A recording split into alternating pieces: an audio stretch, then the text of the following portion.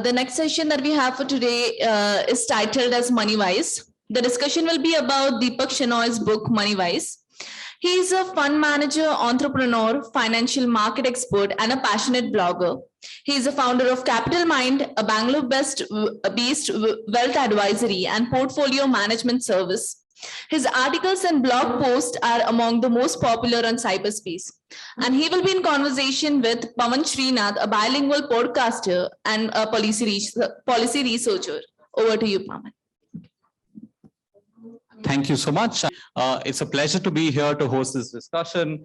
And personally, I'm enjoying doing this because I can talk a lot about GDP and economy and so on, but when it comes to personal finance, it's still gobbledygook, right? So Money Wise is truly a fantastic book. I've managed to read it cover to cover before coming, not just because we're talking here, but we are also going to have a conversation in Canada soon, I'm hoping. So Deepak, so for context for people, if you don't know Deepak on Twitter, please get online. Whatever rock you're hiding on, go follow Deepak over there.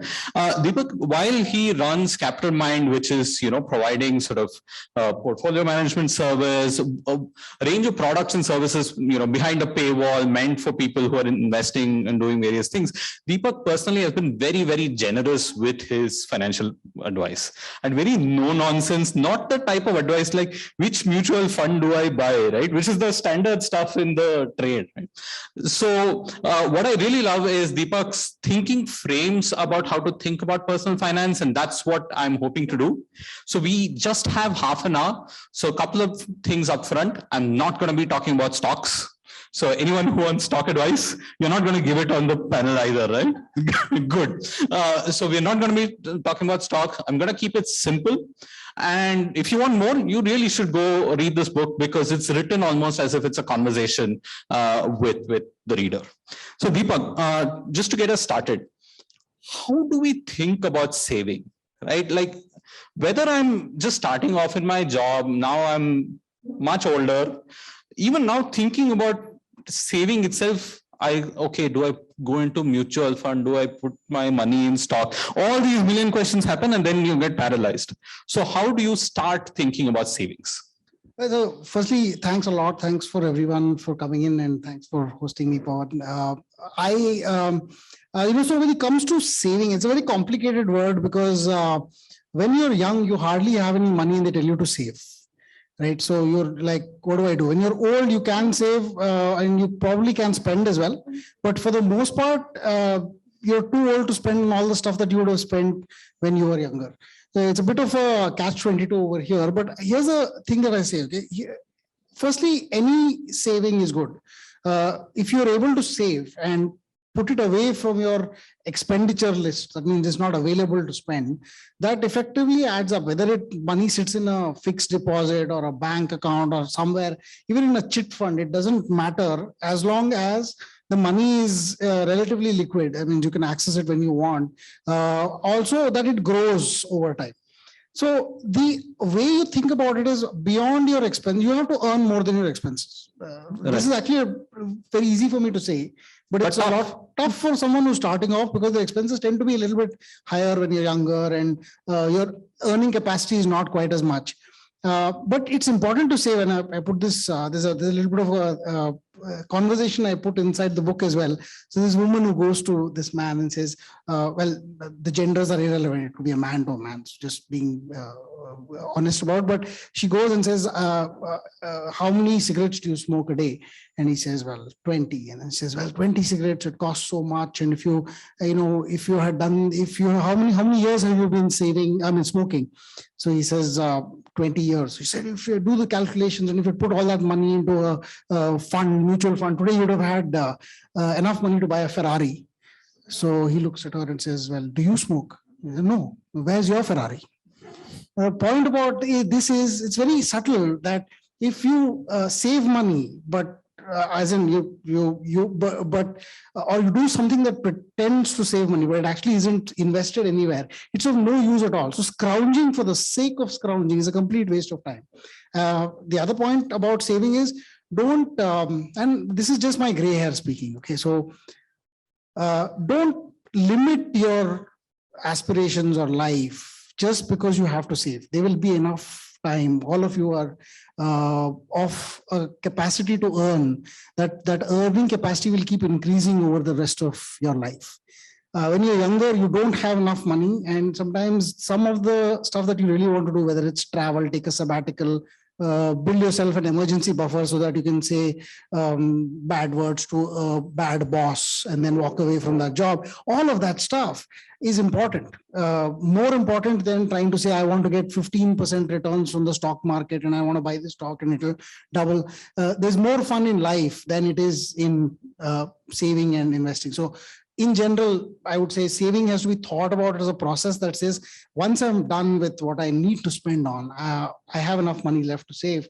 And then you can start thinking about how that saving needs to be allocated to various things, some like buffers that I talked about, and some for stuff that you can think about spending in a later part of your life. Right.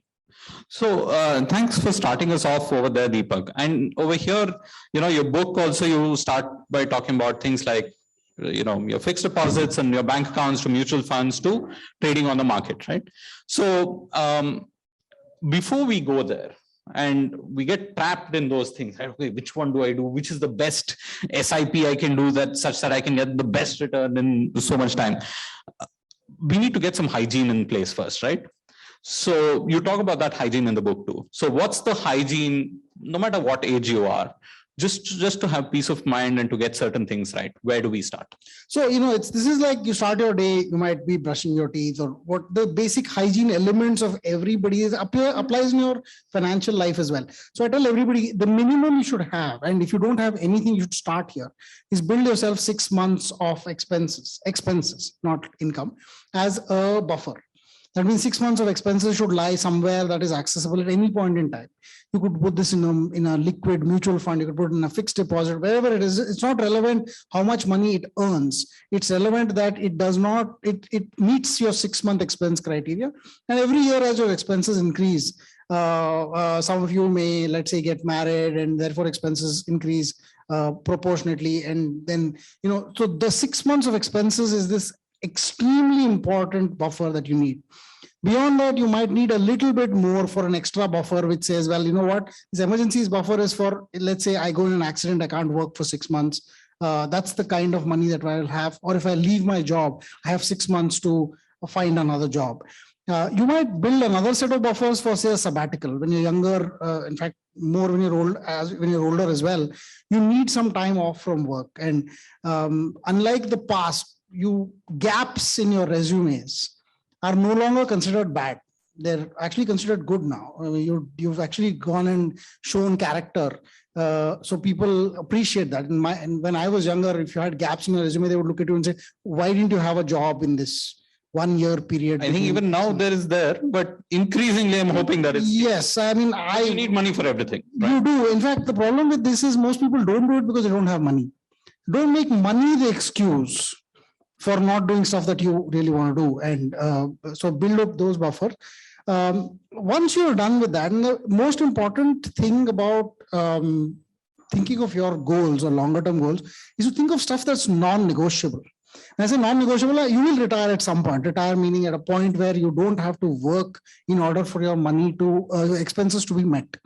So this point reaches, typically they tell you it's the age of 60, it could be the age of 70. You may never retire, but you want to come to a point where if you wanted to retire, you could just stop and quit your job and your expenses will be met by the corpus that you have saved. This is what I call retirement. Everybody wants to get to that place. You just have to find out what that place is and chart a path to get there. So this is another part of this hygiene element, is to build yourself a path to this eventual point where you flip over from, I no longer have to work for the money. I'm working because I want to, not because I need to.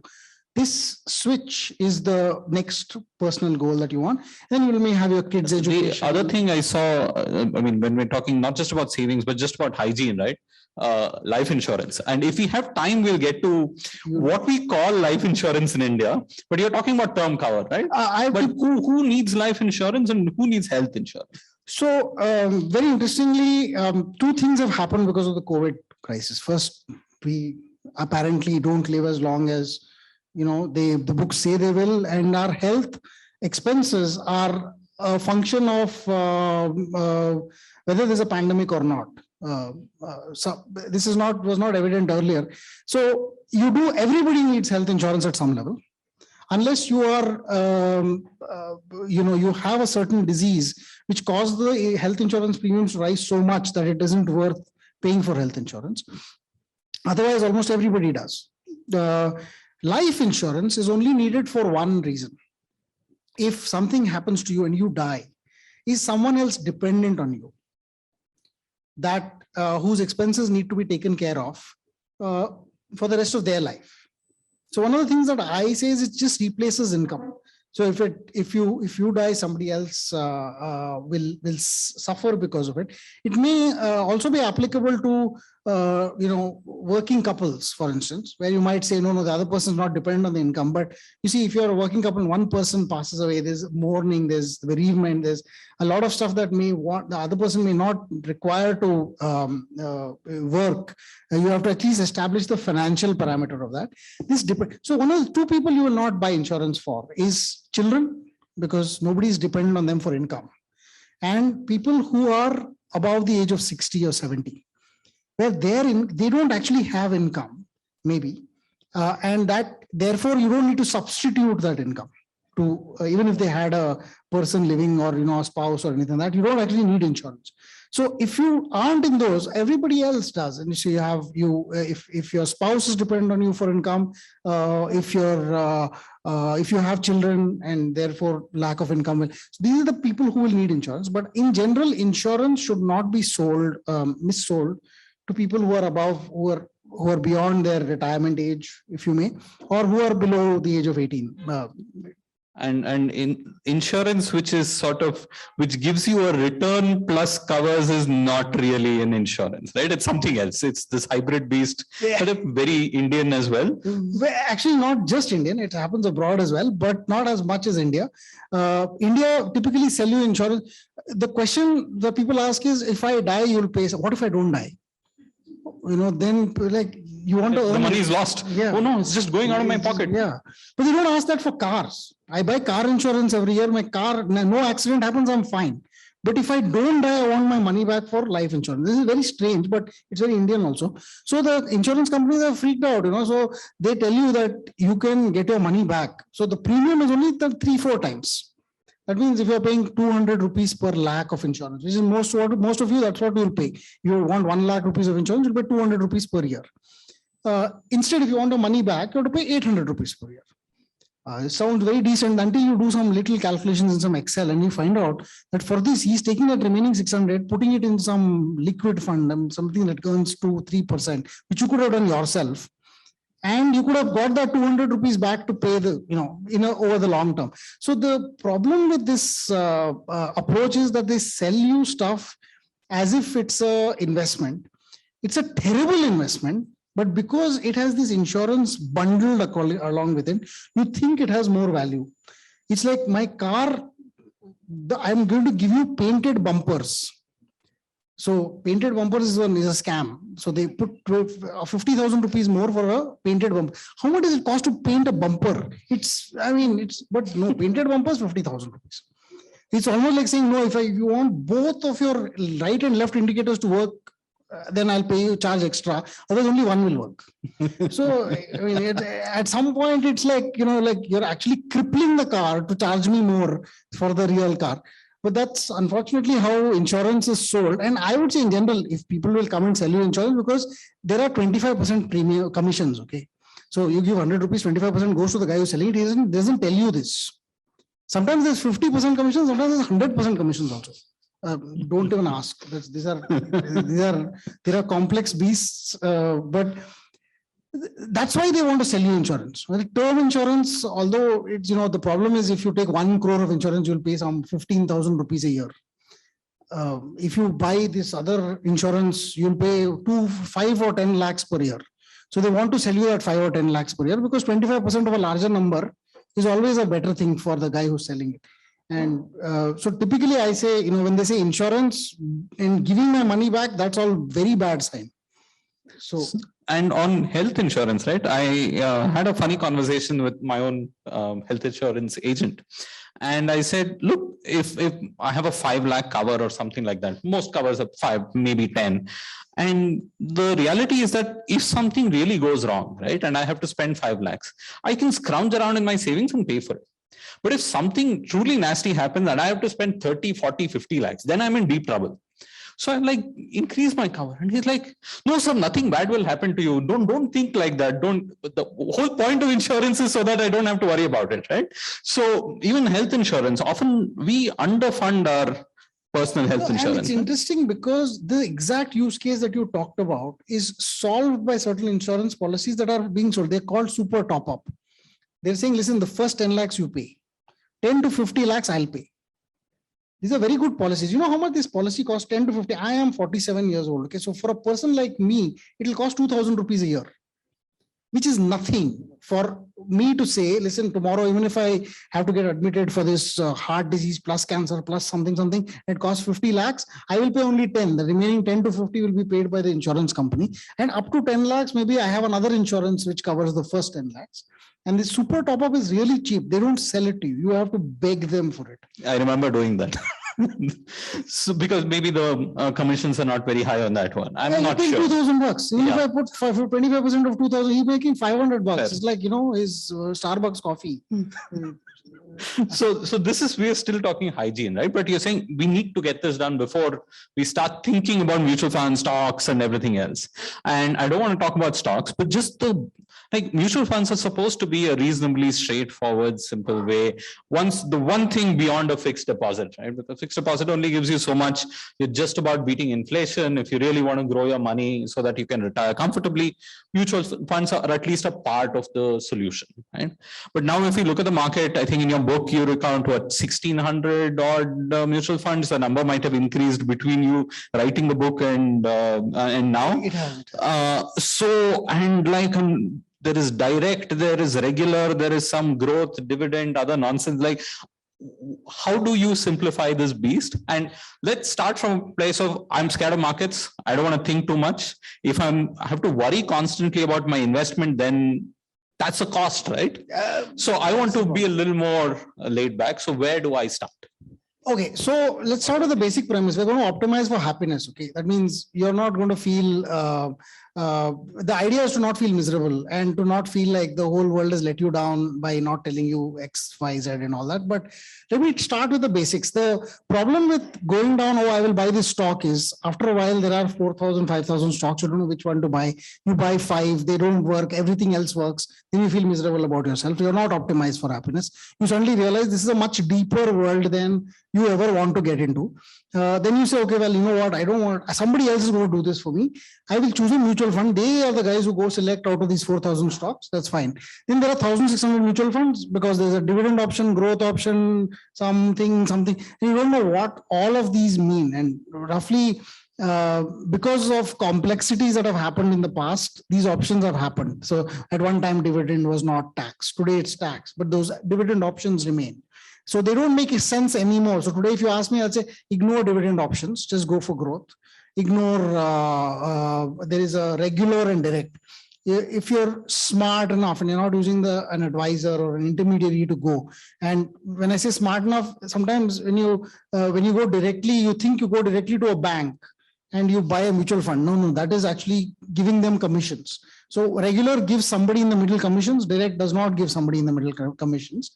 But then there are mutual funds also which kind of dot the landscape of saying we will invest in large cap stocks, mid cap stocks, small cap stocks. By this time you have said, okay, I can understand large means big, mid is somewhere in the middle and small is really, really. Then there's large and mid, and then there's mid and small. And there is flexi and there is multi-cap and there is hybrid. We will do dynamically into something and hybrid into something else and all that stuff. And this is just the equity portion, which is investing in the stock market. There are mutual funds that invest in gold, and the mutual funds that invest in the debt markets. So what I say, make life very simple. You have a certain amount of money that should go into a risky something. and something that should go into non-risky something. The non-risky can be a fixed deposit if you're really confused about this. But as you get a little more sophisticated, you might actually think of debt mutual funds as an alternative, because they're much better for you from a tax perspective. FD, all the returns are taxed every year. A debt mutual fund is only taxed when you actually get out, which is in your saving years, you probably never need to. So you choose a debt mutual fund that is relatively simple, something like a government fund, government debt fund. And in your book, you call it fixed income just because debt has other meanings. Connotation. So when I say debt, people usually think of, oh, I don't have any loans. No. It's not that kind of debt. It's when you're lending other people money, except you're doing it through the mutual fund route.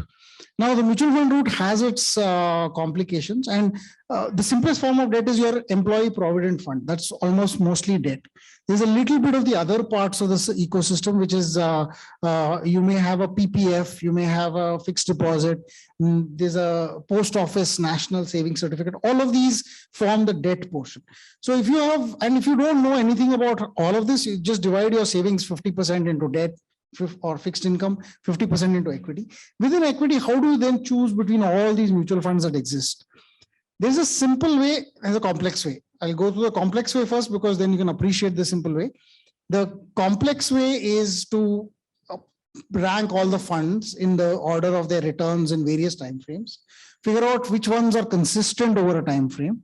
And if you want to get more sophisticated, you'll go back and say, who's the fund manager? What is his philosophy or her philosophy? Are they true to that philosophy? Because somebody may tell you this is a mid-cap fund, and most of their holdings are Reliance and HDFC Bank and all that. It's also happened. Unfortunately, because in the end, everybody wants to buy the same stock. So you can pretend to be mid-cap, but you'll be, in my heart, I'm a large cap person, so that's the problem with mutual funds. You can go back and say, this guy is not true to his philosophy. This involves complexity at various levels, and you can calculate things like Sharpe ratio and blunt ratio and all sorts of things. So there is enough complexity in the analysis of mutual funds that can require as much sophistication as buying the stocks down the road yourself as well. And what you capture in the book is that if you are relying on an advisor to help you select your mutual fund, you may not be paying that advisor, but that advisor is being paid often by many of these mutual funds. So the model started to come because Indians hate to pay for, other than even doctors complain half the time. Their own relatives will be calling them and saying, I have this fever. And then you can't, there's no commercial thing involved, right? But even lawyers, I'm sure. We don't actually, so if it's bundled into a product, we're fine, because we're not actually paying directly. But if I told you, pay me 100 rupees less, but pay me that 50 rupees outside, it's still cheaper than the, but 550 rupees. So if they bundle it into the product, it seems to sell more. So what happens is banks, and when you go to a bank, they sell you, so mutual fund, it's free. Yeah, it's free for you, but in the end, you're paying. And the reason that it is complicated is because unlike insurance, where if you take insurance, you have to pay 25%, but there's no cheaper way to get that insurance. In mutual funds now there is. You can go directly and buy the same fund, and you will get it at a much cheaper price than, when I say much, it's like 1% a year in many places. And on a year like now, when you made 40%, 1% sounds great, but an average year is about 10 to 11%. That means you're paying 1/10 your returns to someone who just happened to be in the bank at the right time when you wanted to buy the mutual fund. Literally. So no offense against bankers, but this happens. So it's just the way, unfortunately, that it does. So I don't want any of this complication. This is complexity. Now simplicity. What if I told you, listen, we don't know in India what are the top, what stocks make the top 100. 10 years ago, it would have been a different set of stocks. Today, it's a different set of stocks. Can someone just get me in the top 100? And I don't have to worry about whether Reliance is in the top 100 or L&T is in the top 100 or tomorrow Paytm is in the top 100. But any of these stocks, whenever they become part of the top 100, I just want me to own them. There are funds called index funds.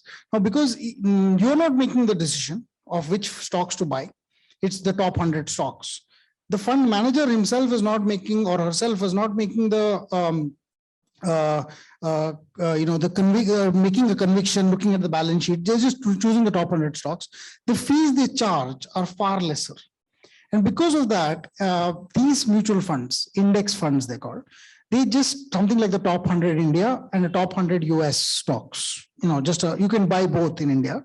If you did that, you would actually get a combination that if you look at any given year, they are better than the average performing mutual fund in India. That means you're going to always be better than average. Most likely you're going to be the top 20%, simply because of the lower fees. The fees makes a significant difference in the long term. The lower fees ends up making sure that they're in the top 20% of all funds. It's true also of the US. It's true also of most developed nations. It's happening now in India as well. So the simplest form is just buy an index fund. You don't have to now choose whether you will never be the best fund, almost never.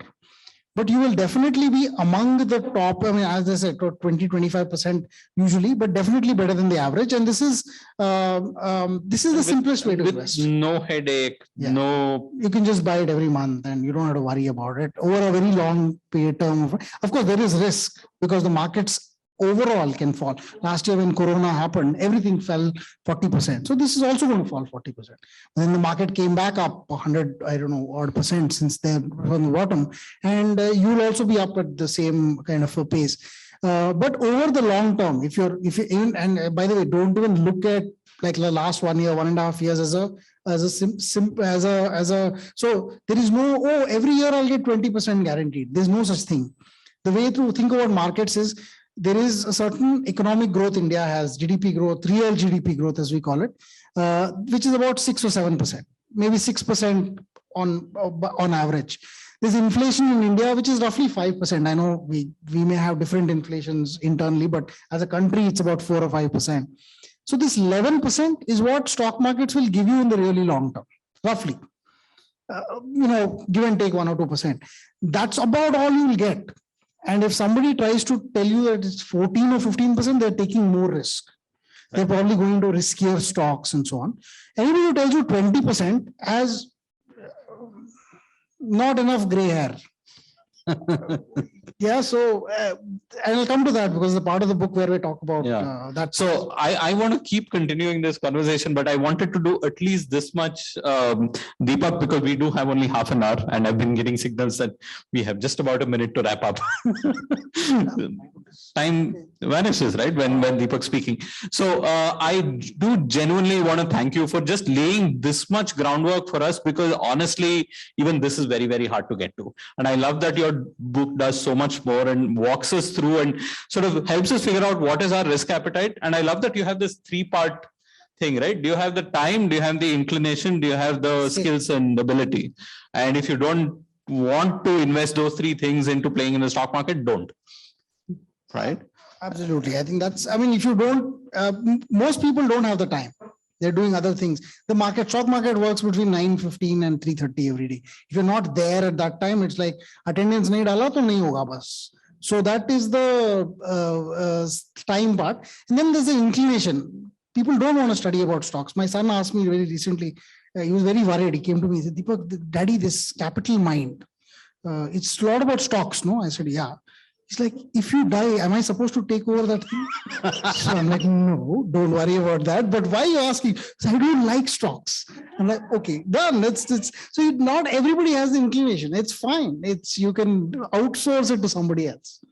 So Deepak, on that note, thank you very much for joining us at BLF. And for everyone else, if you found this conversation too short, please read the book. Thank you so much. Thank you. Thank you so much, Pavan.